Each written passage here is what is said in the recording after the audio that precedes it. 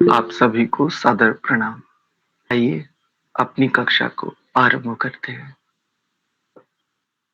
परमपिता परमात्मा की महती अनुकंपा से हम सभी को एक उत्तम ग्रंथ पढ़ने का सौभाग्य प्राप्त हो रहा है।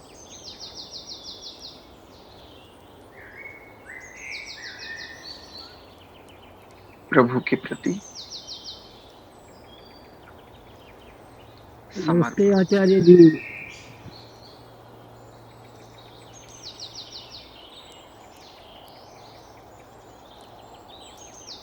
सभी निर्बलों के बल, निर्धनों के धन, समस्त गतियों के पथ प्रदर्शक, उन्नति की ओर सदैव प्रेरक, परम सखा, परम हितैषी,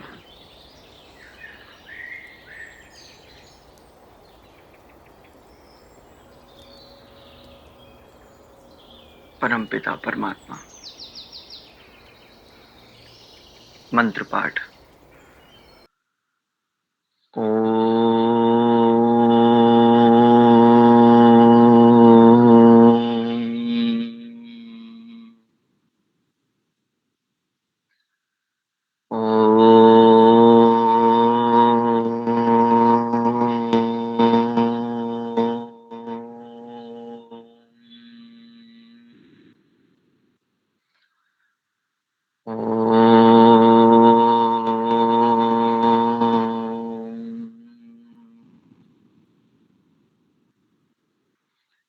ॐ सहनाववतु सहनौ भुनक्तु सह वीर्यं करवावहै तेजस्विनावधीतमस्तु मा विद्विषावहै।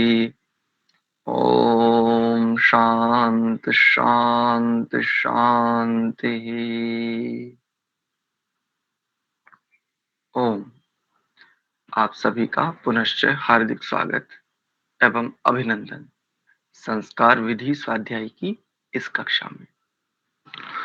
हम भूमिका को देख रहे हैं।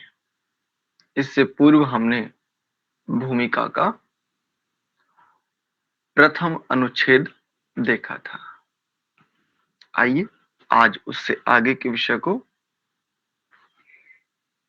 देखते हैं।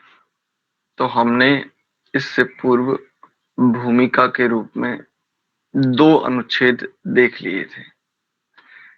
इसमें यह न समझा जावे कि प्रथम विषय युक्त न था। यहां से आज हम आरंभ करेंगे। ऊपर उन्होंने कहा था कि जो विषय प्रथम अधिक लिखा था उसमें से अत्यंत उपयोगी न जानकर छोड़ दिया है, और इस बार जो जो उपयोगी विषय, अत्यंत उपयोगी विषय है, वह थोड़ा बढ़ाकर भी लिखा है। अब इसके आगे देखिए। इसमें यह न समझा जावे कि प्रथम विषय युक्त ना था और युक्त छूट गया था, उसका संशोधन किया है, परंतु उन विषयों का यथावत क्रमबद्ध संस्कृत के सूत्रों में प्रथम लेख किया था। उसमें सब लोगों की बुद्धि कृतकारी नहीं होती थी, इसलिए अब सुगम कर दिया है, क्योंकि संस्कृतस्थ विषय विद्वान लोग समझ सकते हैं, साधारण नहीं। यहां से आप इनकी भावना को समझ सकते हैं, जैसा कि हमने आरंभ में ही कहा था। यद्यपि ऋषियों की शैली अत्यंत सरल ही होती है, वो विद्वत्ता कभी प्रकट नहीं करते। हम जैसे सामान्य लोग कभी कभी ना कभी विद्या को लेकर के, स्थिति को लेकर के कभी ना कभी अहंकार जनित व्यवहार कर ही देते हैं, हो ही जाता है अनेकों बार। लेकिन ऋषि इससे पृथक एकदम सहज एक रस बहते हैं, जैसे बिल्कुल एकदम निर्लेप, निर्विकार उस रूप में। तो कोई ये शंका कर सकता है कि अच्छा, इसका अर्थ ये है कि पहले जो संस्कार विधि नामक प्रथम संस्करण था, उसमें कुछ गड़बड़ रही होगी, या जैसा कि सामान्य रूप में देखा जाता विद्वानों के द्वारा, या सामान्य किसी को भी विद्यार्थी को देख सकते हैं, वो प्रथम कुछ लिखता है, फिर उसमें संशोधन करता है, उसे पता चलता है कि इसमें यहाँ त्रुटि रह गई है, तो ये जो विषय युक्त न था ऐसा ना समझे, या युक्त विषय छूट गया था उसका संशोधन किया है, ऐसा नहीं। क्या क्या है, किंतु उन विषयों का यथावत क्रमबद्ध संस्कृत के सूत्रों में प्रथम लेख किया था। यानी प्रथम जो लेख पहले जो लिखा था वो संस्कृत में लिखा था क्रमबद्ध तरीके से, और बाद में अंत में भाषार्थ लिखा था, अर्थात आर्य भाषा में, हिंदी भाषा में लिखा था। तो क्यों किया ऐसा, तो अब देखो अगली पंक्ति में स्पष्टता आ जाएगी। उसमें सब लोगों की बुद्धि कृतकारी नहीं होती। सब लोगों की तात्पर्य किसमें, तो जो प्रथम संस्कृत में लिखा सब कुछ और बाद में उसका अंतिम में जो हिंदी भाषा में लिखा था, इसमें सबकी बुद्धि कृतकारी नहीं होती थी। क्योंकि हेतु दे रहे हैं भाई, सुगमता नहीं थी उसमें, सरलता नहीं थी, संस्कृत सब लोग नहीं जानते, और इनका उद्देश्य ही ये है कि जन सामान्य, जन साधारण पर्यंत सब लोगों को बोध होवे, कम से कम उन्हें उन तक पहुंचे बातें, उन्हें स्पष्टता हो कि सत्य अर्थ क्या है। सत्य अर्थ के प्रकाश को फैलाने के लिए इन्होंने जीवन भर परिश्रम किया, केवल विद्वानों के लिए इन्होंने काम नहीं किया। आइए अब आगे देखते हैं। क्योंकि संस्कृतस्थ विषय, संस्कृत में स्थित विषय विद्वान लोग समझ सकते हैं, साधारण नहीं समझ पाएंगे। अब इससे आगे, इसमें सामान्य विषय जो कि सब संस्कारों के आदि और उचित समय तथा स्थान में अवश्य करना चाहिए। जो सामान्य विषय है ना, वो सब संस्कारों के आदि अर्थात संस्कार के करने से पूर्व, और दूसरी बात देखिए, उचित समय और उचित स्थान में करना, अवश्य करना चाहिए। केवल करना चाहिए नहीं, अवश्य करना चाहिए। तो कई लोग एक शंका करते हैं, जब कभी अंत्येष्टि आदि संस्कार कराने जाते थे कि आचार्य जी आप ये अग्नि ध्यान आदि क्यों कराते हो, ऐसी कई शंका करते हैं। स्पष्ट रूप से ऋषि के वचन देख सकते हैं। सभी संस्कारों के आदि और उचित समय और स्थान में, उचित स्थान में अवश्य करना चाहिए। कौन, सामान्य विषय। इसी बात को आगे और गंभीरता से देखिए, वह प्रथम सामान्य प्रकरण में लिख दिया है, और जो मंत्र व क्रिया सामान्य प्रकरण की संस्कारों में अपेक्षित है, उसके पृष्ठ पंक्ति की प्रतीक उन कर्तव्य संस्कारों में लिखी है, जिसको देख के सामान्य विधि की क्रिया वहां सुगमता से कर सकें। ये देखिए, जो मंत्र और मंत्र के साथ क्या क्रिया सामान्य प्रकरण की, यानी जिस संस्कार में जो मंत्र और उस मंत्र के साथ जो क्रिया करनी है, जिस संस्कार में वह क्रिया अपेक्षित है, वह प्रत्येक संस्कार में हर एक स्थान पर इन्होंने वैसा ही नहीं लिखा है, वहां पृष्ठ संख्या प्रतीक रूप में दे दी है कि भाई इस पृष्ठ पर लिखे प्रमाणे ऐसा ऐसा विधि करें। ये जिसको देख के सामान्य विधि की क्रिया वहां सुगमता से कर सके। जैसे आगे हम देखेंगे भी, वहां पर भी स्पष्टता आएगी। जैसे इन्होंने कहा कि अमुक पृष्ठ पर लिखे प्रमाणे अष्टाध्याहुति करे,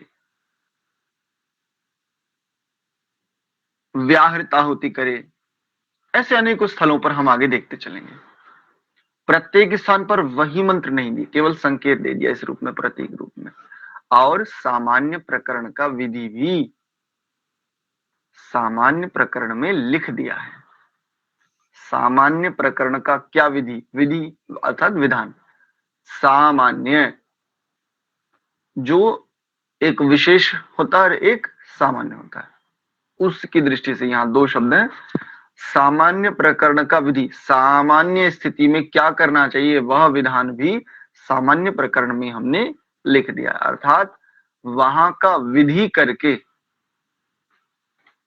ये शब्द, ये पंक्ति देखिएगा, इसको सरलता से समझिएगा। ये पंक्ति थोड़ी क्लिष्ट है क्योंकि संस्कृत निष्ठ है।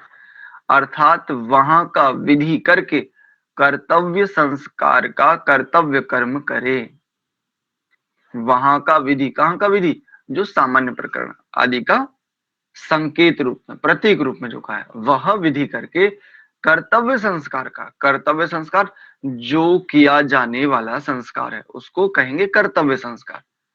जिस संस्कार को करने के निमित्त आज जो उपस्थित हुए हैं उसको कर्तव्य संस्कार कहेंगे।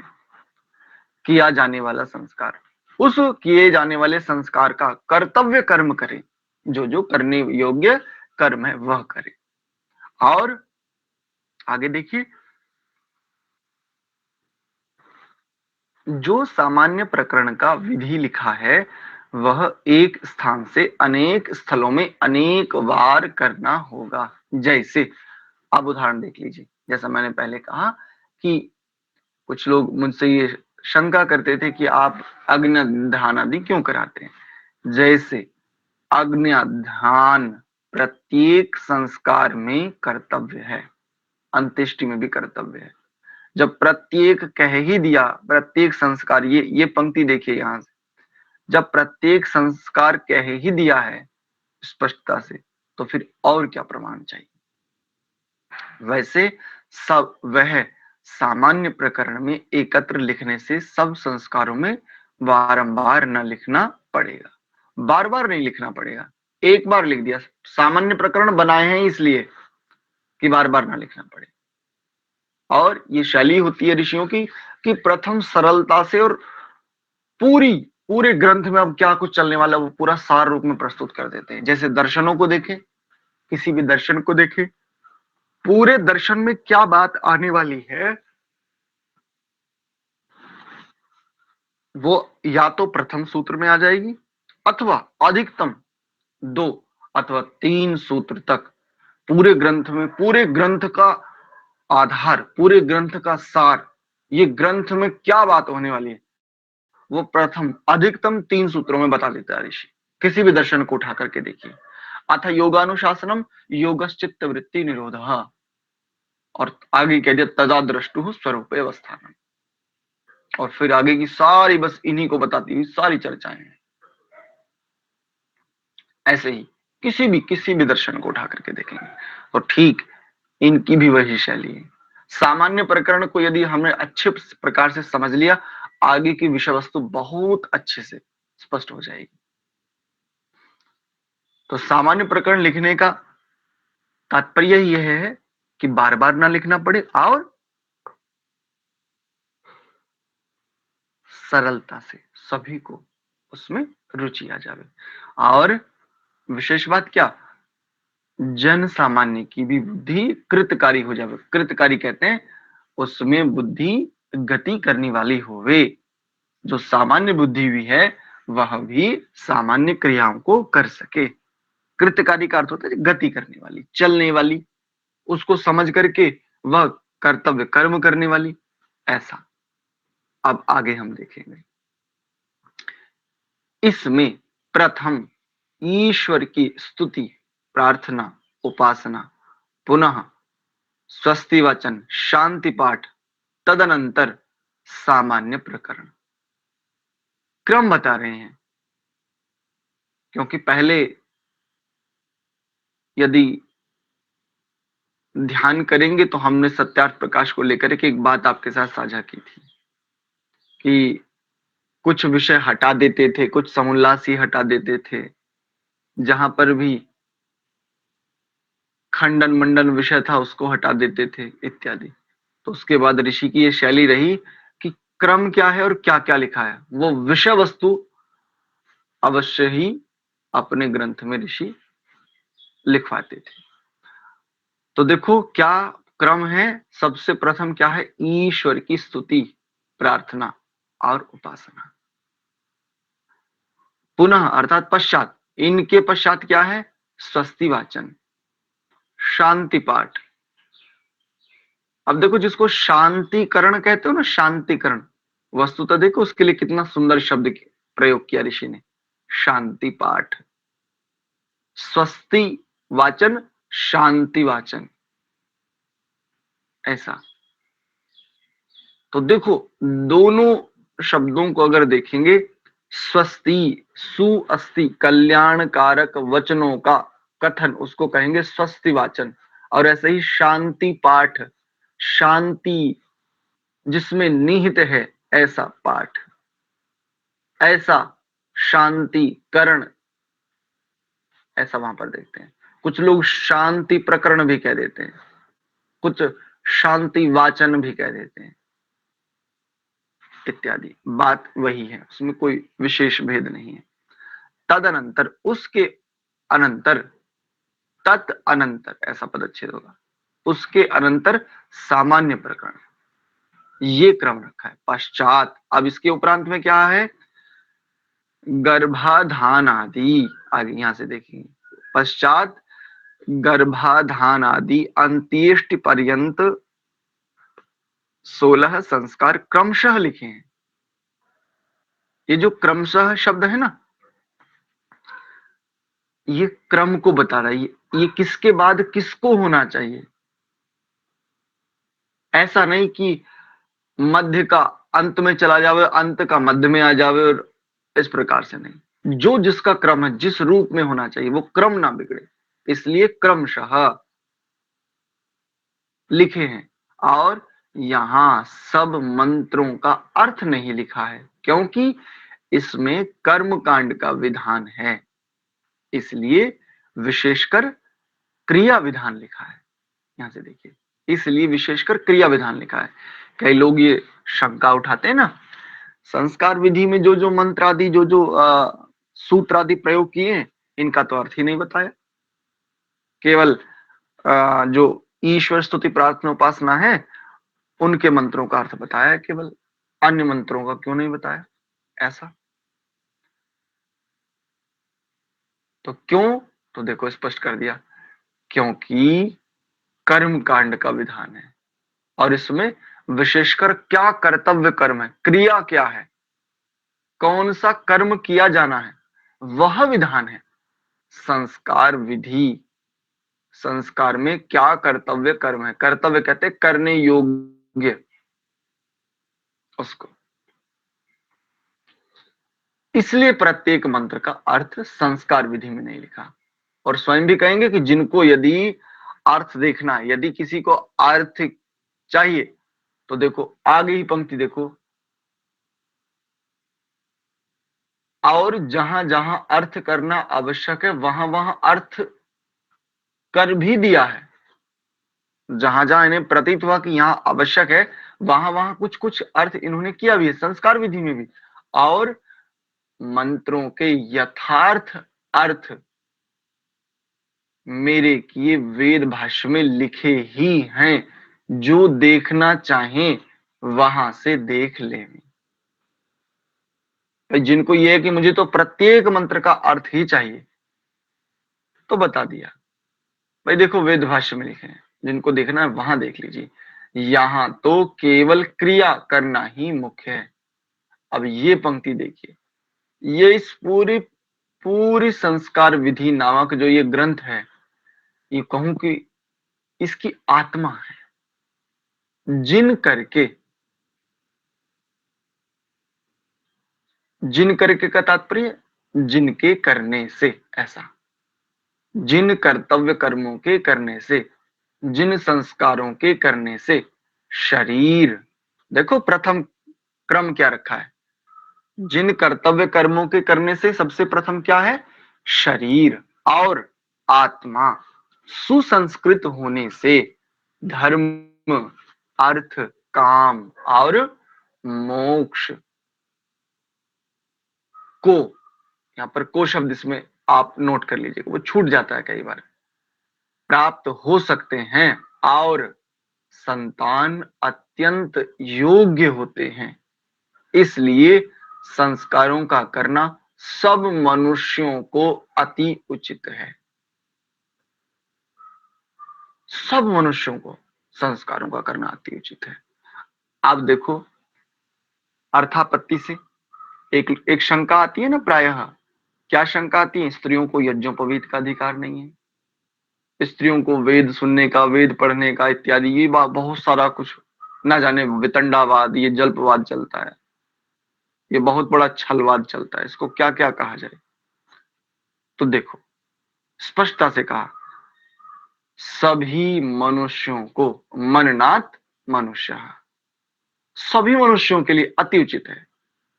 और ऊपर भावना क्या थी, भाई मैं केवल विद्वानों को, मैं केवल जो संस्कृत परंपरा में जन्मे केवल उनके लिए मैं विधान नहीं कर रहा हूं, मेरा तो उद्देश्य ये है कि जनमानस को, सामान्य जनमानस को, जिन्हें अक्षर ज्ञान भी ना हो, केवल श्रवण कर, विद्वानों आदि के मुख से केवल सुन करके जिनको दिशा मिल जाए जीवन की, मैं तो उनके लिए भी चेष्टा कर रहा हूं। और मेरा तो मुख्य प्रयत्न उनके लिए ही है, क्योंकि विद्वान लोग तो आग्रह आदि से ही नहीं छूट पाते।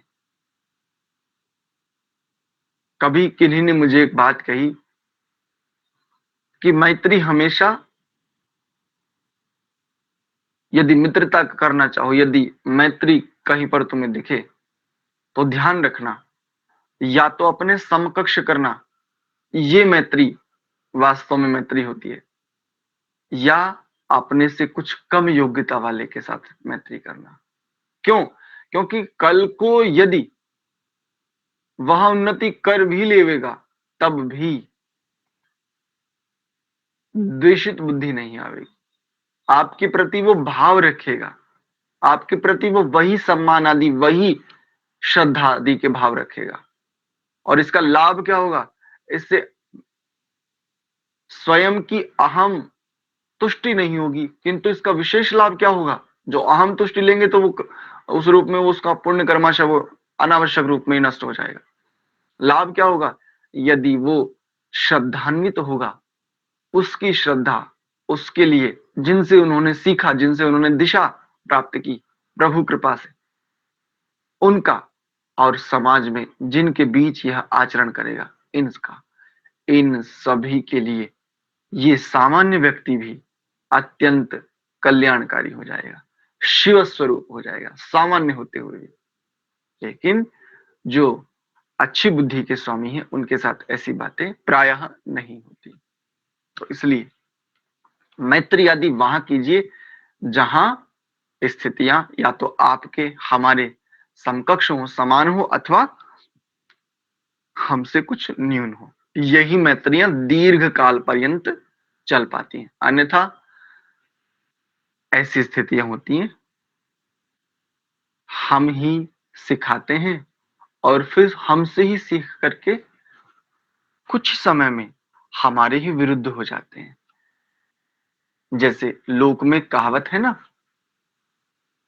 मेरी बिल्ली मुझी को मियाऊं, मैंने भौंकना सिखाया, मुझे ही काटने को आया, इत्यादि। तो इसलिए भी तो यहां पर स्पष्टता से देखिए, सब मनुष्यों को सभी संस्कारों का करना अति उचित है। विशेषता से जैसे लोट लकार का प्रयोग यहां पर देख सकते हैं। जैसे लोट लकार या विधिलिंग का प्रयोग होता है ना आज्ञा अर्थ में, विधान अर्थ में, बिल्कुल ऐसे ही है। क्योंकि संस्कार मनुष्य मात्र के लिए कह रहे हैं, तो क्या स्त्री मनुष्य नहीं है? अवश्य मनुष्य है। हाँ, उसमें कई सारे तर्क, कई सारे विचार आगे आते हैं। कुछ लोग कहते हैं कि चूंकि स्त्री मासिक धर्म आदि से युक्त होती है, इसलिए उसे यज्ञोपवीत धारण नहीं करना चाहिए। तो तर्क के रूप में एक प्रश्न उन तक पहुंचाइए, मैं भी रख देता हूं। प्रतिदिन ऐसा कौन सा मनुष्य है जो शौचादि क्रियाएं ना करता हो? जब शौचादि क्रियाओं को करने से पुरुष, जो पुरुष, वैसे तो आत्मा को पुरुष कहते हैं, लेकिन सामान्य रूप में जो स्त्री और पुरुष देह के आधार पर ये जो वर्गीकरण है, जब प्रतिदिन शौचादि क्रियाओं के उपरांत तुम पवित्र रह सकते हो, स्त्री क्यों पवित्र नहीं रह सकती? वो भी तो एक शुद्धि प्रक्रिया ही है। और जब उसी उसी मासिक धर्म की स्थिति के उपरांत तुम देह प्राप्त कर तुम शुद्ध, तुम पवित्र रह सकते हो, अब वही स्थिति उस स्त्री के साथ पुनः पुनः घट रही है, वो अपवित्र कैसे हो सकती है, कैसे हो जाती है?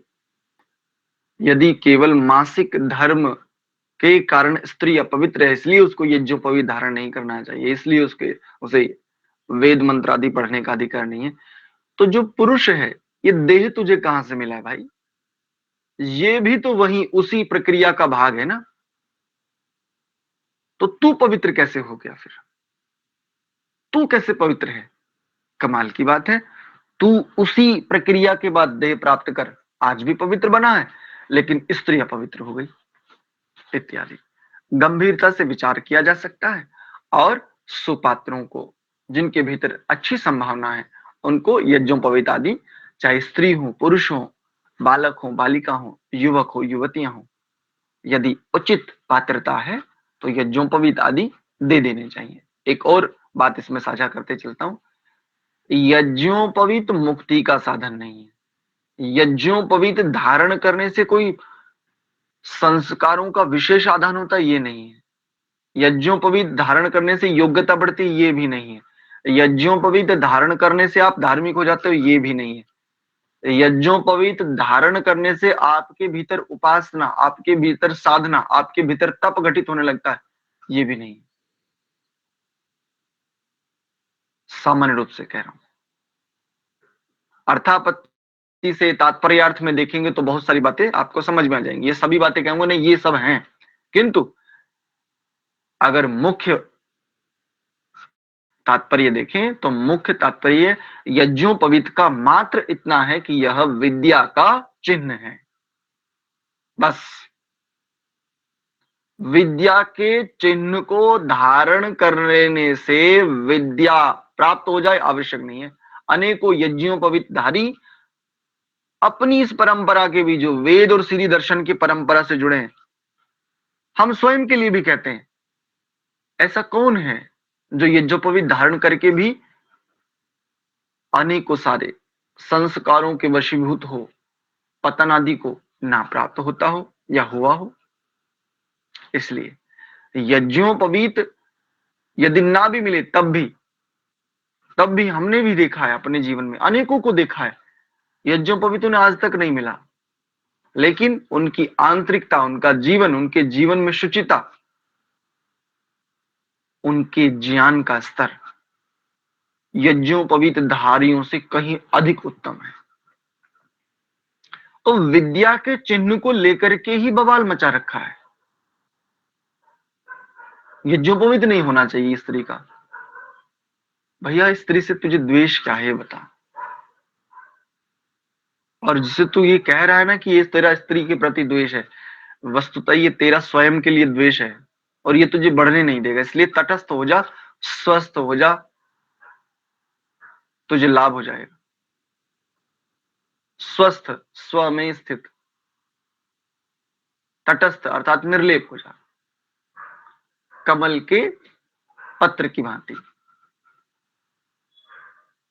तो विद्या के चिन्ह को लेकर के ही इतना बड़ा उपद्रव खड़ा कर देना, इतना बड़ा एक वैमनस्य समाज में चहुं ओर फैला देना, चहुं ओर एक दूसरे के विरोध करने वाली वृत्ति को बढ़ाना, ये बिल्कुल ठीक नहीं है। विद्या का चिन्ह है, प्रतीक है, हमारी परंपराओं को उद्भाषित करता है, उसको द्योतित करता है, तत्र का बाधा।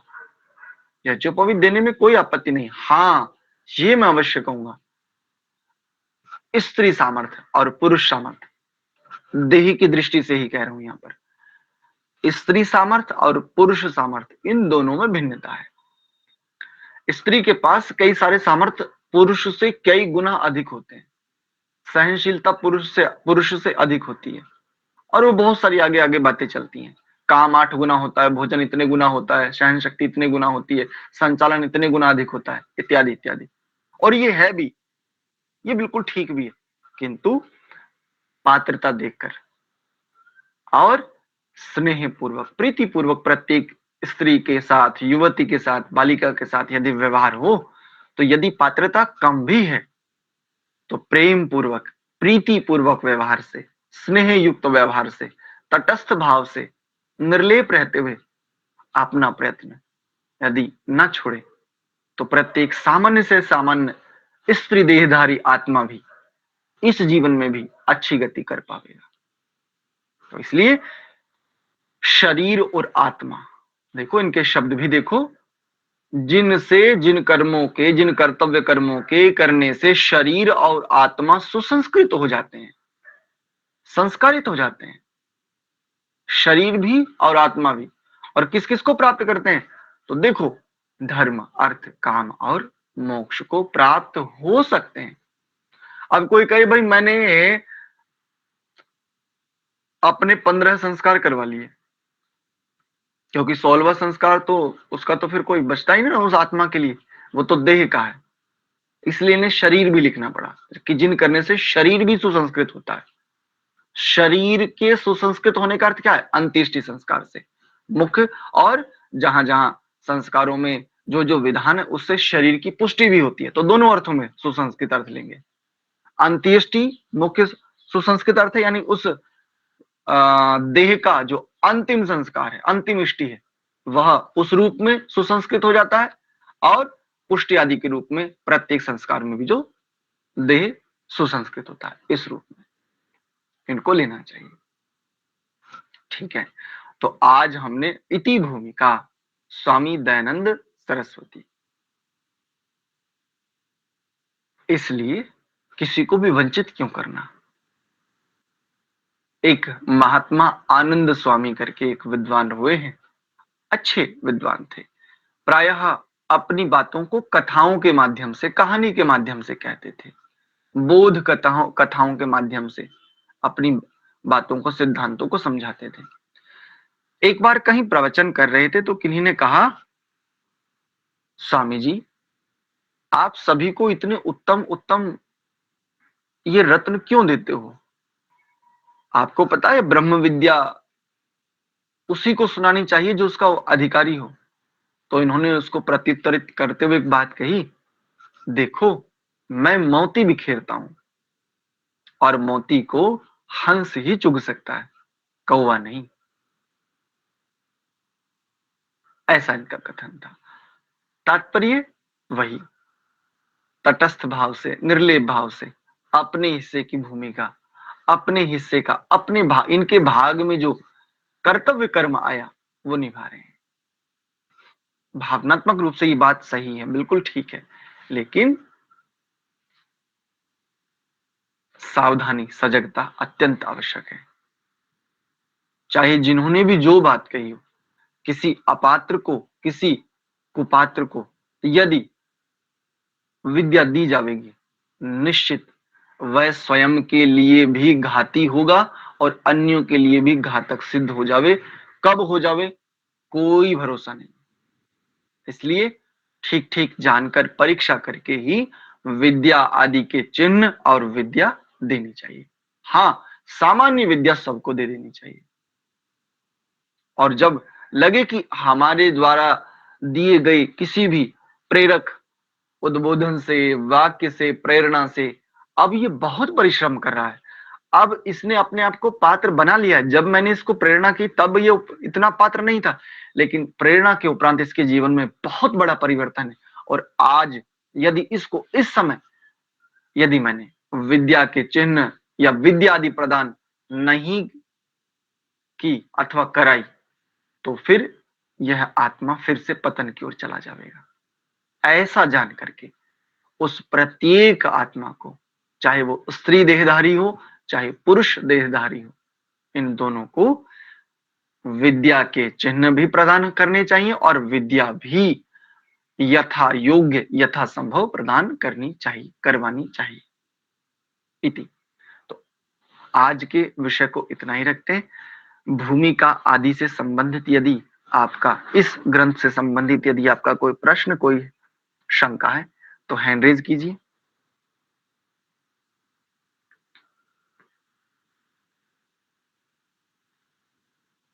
ठीक है, किन्हीं का कोई प्रश्न नहीं है,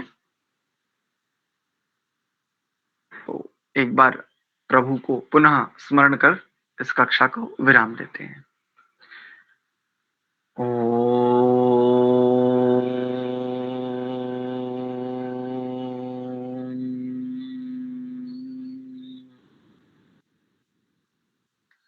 शांत शांत शांति ही। आप सभी को बहुत बहुत धन्यवाद, सादर प्रणाम। सादर नमस्ते आचार्य जी, बहुत बहुत धन्यवाद। जी।